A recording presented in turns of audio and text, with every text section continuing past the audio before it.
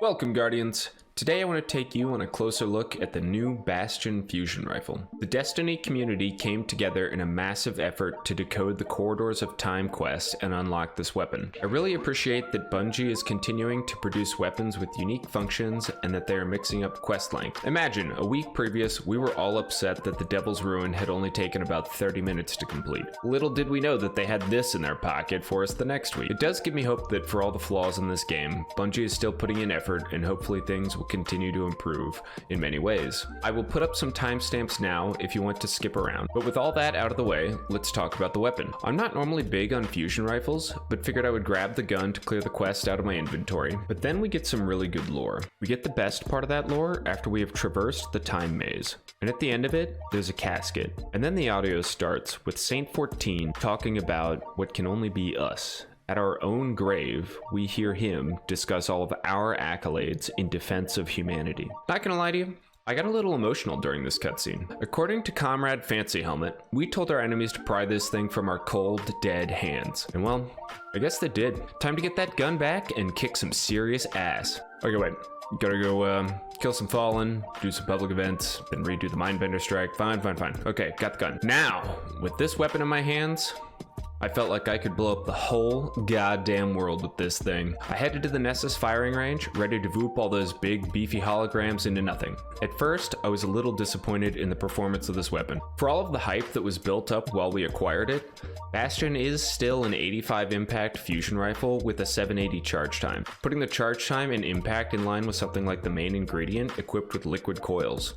Unlike normal fusion rifles, this weapon fires 3 slugs of fusion bolts, and each slug contains 7 little bitty fusion bolts. There's a little bit of spread in those, but for the sake of this video, we're just going to talk about full slug impact damage. Compared to the main ingredient, Bastion was pretty efficient at killing off unshielded, high health enemies, accomplishing an elimination faster than an energy fusion rifle. This is to be expected, since kinetic weapons do more base damage than energy weapons. The breakthrough perk is listed as allowing some damage to make its way through shielded enemies. And against shielded enemies, you can see damage penetrate the shield and damage the health bar, but theoretically with sustained fire, the shield would just break before eliminating the enemy, so I wasn't really blown away by the perk.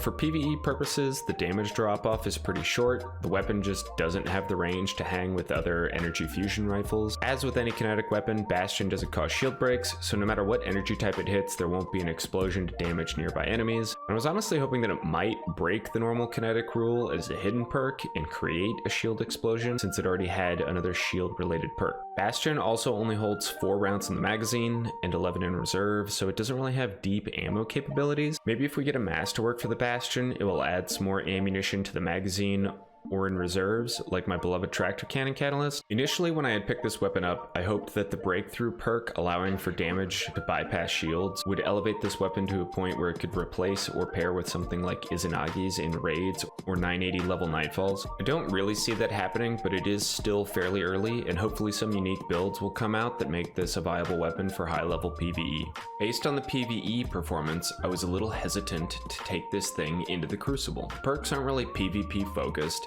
its range isn't that great compared to main ingredient or Erentil, and all that worried me. Then the Bastion took my hand in its gentle embrace and said, "Worry not, little guardian. I'll show you the way." At close range, the tight slug-style bolts will leave enemy guardians wondering what freight train just ran them over. The slugs actually hit hard enough that in close combat, Bastion could give a solid 1-tap to each of 3 guardians if they were standing in close proximity to each other. Think about it. A triple collat with a fusion rifle? Oh my god, it's like the unicorn of all Voop moves. It's highly unlikely to happen in a real firefight, but who knows. Maybe the other team watches too much red versus blue and goes for the classic line formation. I find the Bastion more user-friendly than typical fusions, since only 1 or 2 slugs will normally put down an enemy. Currently, I think that this is actually one of the most balanced exotic weapons that's been added to the PvP sandbox in some time. And before the comment section has an absolute meltdown over that statement, let me explain.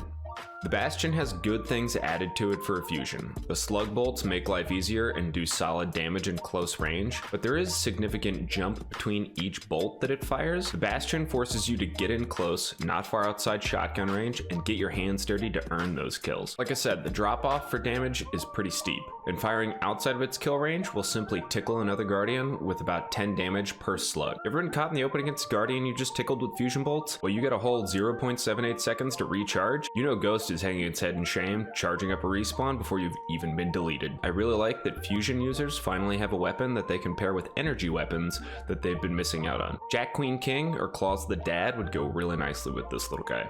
Alright, now for the most unexpected feature of this weapon. Placing the Bastion in the hands of a regular Voop Nation Guardian turns this short-range, high-speed train station into Super Shredder. On a Hunter, if you can manage to catch a Golden Gun by surprise, it only takes 1 slug at close range, or even 2 or 3 slugs from distance to give him the old respawn animation. Arc Staff can actually be dropped in only 2 slugs,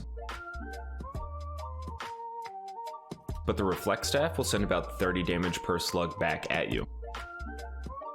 You can drop a Spectral Blade by managing to connect 3 energy slugs. That's no easy task, but at least you know it's possible, right? On the Warlocks, if you can somehow stay out of Palpatine's Force Lightning, a Storm Trance Super can actually be dropped in just 2 bolts, and a Chaos Reach at close range will go down in only 1. Okay, this one's actually pretty good. Nova Warp can be taken down in 2 slugs, but you're probably going to get blown up in the process. However, there's a sweet spot outside of the explosion radius where you can 3-tap the Nova Warp. Alright, Dawnblade.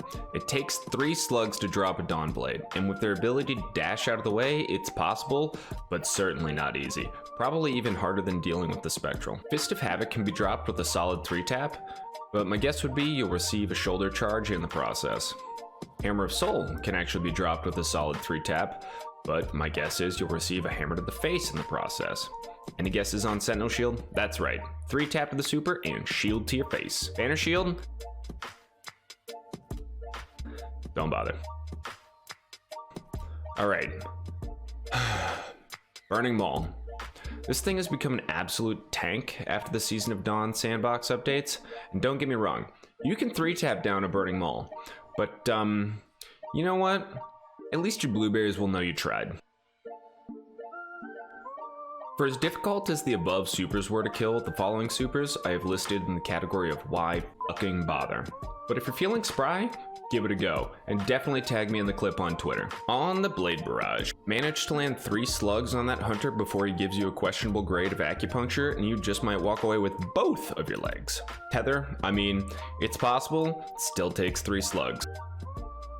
If you happen to see a Titan doing the electric boogaloo through the sky, you can in fact rain on their parade, but it takes a laughable 3-tap, and you'll more than likely have this result. Nova Bomb is a bit more manageable, only requiring a 2-tap at close range, but you're probably dead. Will of Radiance. If you can somehow manage to get in range, and manage to charge up the Bastion, and not get gunned down by the Warlock inside the well, you can actually drop them with only 2 slugs. Finally, the almighty Titan Bubble. I know Fallout did a full-length video on combating the bubble a couple months back, and he made several snide remarks about any Guardian stupid enough to charge inside a bubble and fight the Titan inside. But I've lowered my KD and died a virgin. And listen, believe me when I say that this is very, very, very stupid, but it is an option. Charge that bubble like you've got 4 lives to spare and no teammates to waste them. Pre-charge so you start firing right as you enter the bubble, see that the Titan still has a sliver of health, and slap him upside the head. Titan down, but he's sure as shit taking you with him. And that wraps up the Bastion. I hope you enjoyed this video. Feel free to kick around build ideas or suggestions for future videos in the comments below. You can help support me by doing any of the normal YouTube bullshittery. I'm sorry, we have to ask. We need you guys so much. Subscribe to the channel, like this video, follow my various social media, and also consider this your personal invitation to come hang out with me on Twitch every single weekday. That's it for me. Catch you next time.